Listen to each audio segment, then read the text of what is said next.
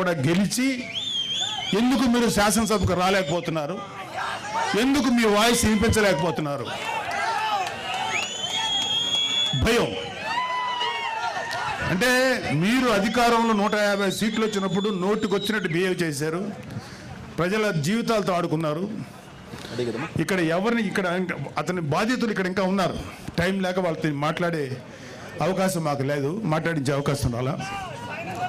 మీకు సిగ్గు, అభిమానం, ధైర్యం ఉంటే వచ్చి మీ గొంతు శాసనసభలో వినిపించండి. యూట్యూబర్లతోటి యూట్యూబ్లోను తర్వాత న్యూస్ ఛానల్స్లో మాట్లాడటం కాదు, ఇంక్లూడింగ్ జగన్ రెడ్డికి చెప్తున్నాం, వచ్చి నీ వాయిస్ శాసనసభలో వినిపించు.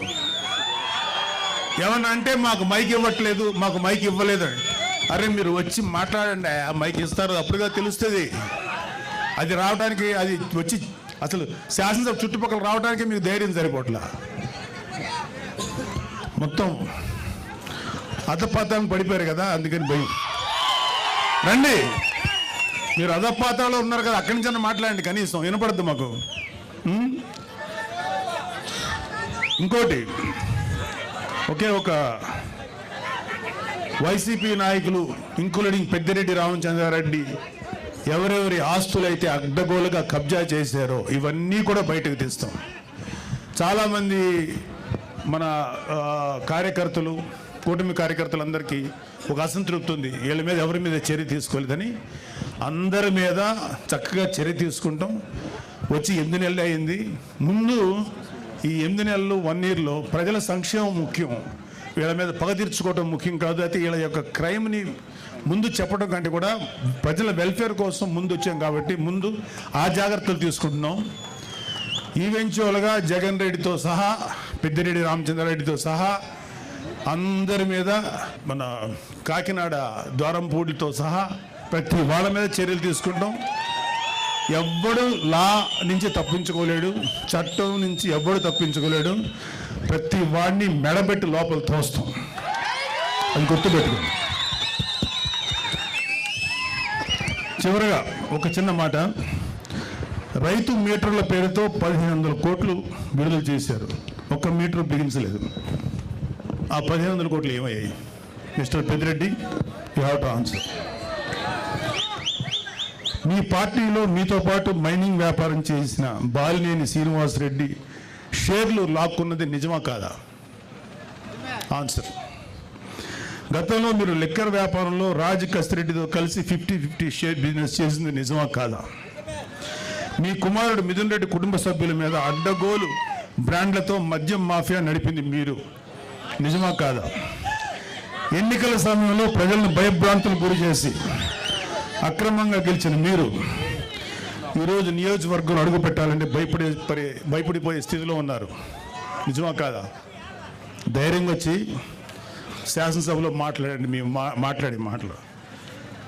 ఆయన ఈ మధ్యన మొన్న ఒక మీటింగ్లో అన్నాడు, నెక్స్ట్ మళ్ళీ మేము వచ్చేస్తాం, వచ్చేసేసి జగన్ రెడ్డిని సీఎం చేసుకుంటాం, మా మీద ఎవరెవరైతే మా మీద దౌర్జన్యం చేశారు, వీళ్ళ మీద దౌర్జన్యం చేశామంట, వీళ్ళు చేసిన ఏదో పనులు బయట పెట్టి దాని గురించి మాట్లాడితే దౌర్జన్యంలా ఉంది. ఎవరెవరు చేస్తారో అందరి మీద తిరిగి మేము రిటార్చ్ ఇస్తాం, తిరిగి పగ తీర్చుకుంటాం అన్నారు. అరే అది రావడానికి ఇంకా 4 సంవత్సరాల 7 నెలలు, ఎలక్షన్ రావడానికి. మళ్ళీ వచ్చే ఎలక్షన్లో మీరు గెలవడానికి ఛాన్స్ లేదు కదా. ఇప్పుడు 11 వచ్చినాయి, 11లో ఈసారి సింగిల్ డిజిట్కి పడిపోవద్దని గ్యారంటీ ఏంటి? మీరేమన్నా రామరాజ్యం నడిపారా? మీరేమన్నా మహానుభావులుగా పరిపాలించారా? వెయిట్. సో మీరు కళ్ళగంట మానండి. జగన్మోహన్ రెడ్డి చాలా సందర్భాల్లో మీతో మనం మాట్లాడిన మాటలు ఉన్నాయి. ఇక త్వరలోనే జమిలీ ఎలక్షన్స్ వచ్చేస్తాయి, మనం అధికారంలోకి వచ్చేస్తామని. ఇంత ఇల్యూషన్, అంటే ఒక రకమైన మానసిక దీనిలో సైకలాజికల్ సమస్యలతో ఉన్న మీకు ఎప్పుడో 4 సంవత్సరాల 7 నెలలు 3 నెలలు 4 నెలల తర్వాత వచ్చే ఎలక్షన్స్ అప్పుడే వచ్చేస్తాయని చెప్పి జనాలతోటి మైండ్ గేమ్ ఆడుతున్నారు, లేకపోతే మీ కార్యకర్తలను ఉన్న వాళ్ళని సేవ్ చేసుకోవడానికి ప్రయత్నిస్తున్నారు. అరే మీ పార్టీలో ఎంతమంది ఉంటారో ఇంకా తెలియదురా, అందరూ వచ్చేస్తున్నారు, చాలామంది బయటకు వచ్చేసారు. మీరు రైట్ హ్యాండ్ అని పేరు పెట్టిన విజయసాయిరెడ్డి బయటకు వచ్చాడు. మిగతా వాళ్ళు రావడం పెద్ద లెక్కేం కాదు. 22 లక్షల మంది ప్రజలు 11 మంది ఎమ్మెల్యేలు ఎన్నుకుంటే ఆ 25 లక్షల ప్రజల గొంతుకుని శాసనసభలో వినిపించలేని మీరు వచ్చే ఎలక్షన్లో గెలిచి ప్రజలకు ఏదో చేస్తారని చెప్పి భ్రమలో ఎవరు లేరు. గుర్తుపెట్టుకోండి. మీకు అందరికీ కూడా ఇంకొక 1 year 2 years లోపల అందరికీ మీ నేరాలకి, మీరు చేసిన అక్రమాలకి ఆన్సర్ చెప్పుకోవాలి. అలాగే కలిగిరి సభలో పెద్దిరెడ్డి రామచంద్రారెడ్డి గారి గురించి, అంటే ఈయన మాఫియా గురించి మోడీ గారు ఏమన్నారంటే, ఈ మైనింగ్ మాఫియా, ఎర్రచందనం మాఫియా వీళ్ళందరినీ తుంగలోకి తొక్కుతానని చెప్పారు. మోడీ గారు ఇంకా ఏం అనలేదు, మాకేం కాదని భయపడ అని మీరేం సంతోషపడకండి. మీ నెత్తి మీద కత్తి ఏలాడుతుంది మీతో దారం సపోర్ట్తో. ఆ దారం ఎప్పుడైనా తెగుద్ది, అది మీ నెత్తి మీద గుచ్చుకుంటుంది, గుర్తుపెట్టుకోండి.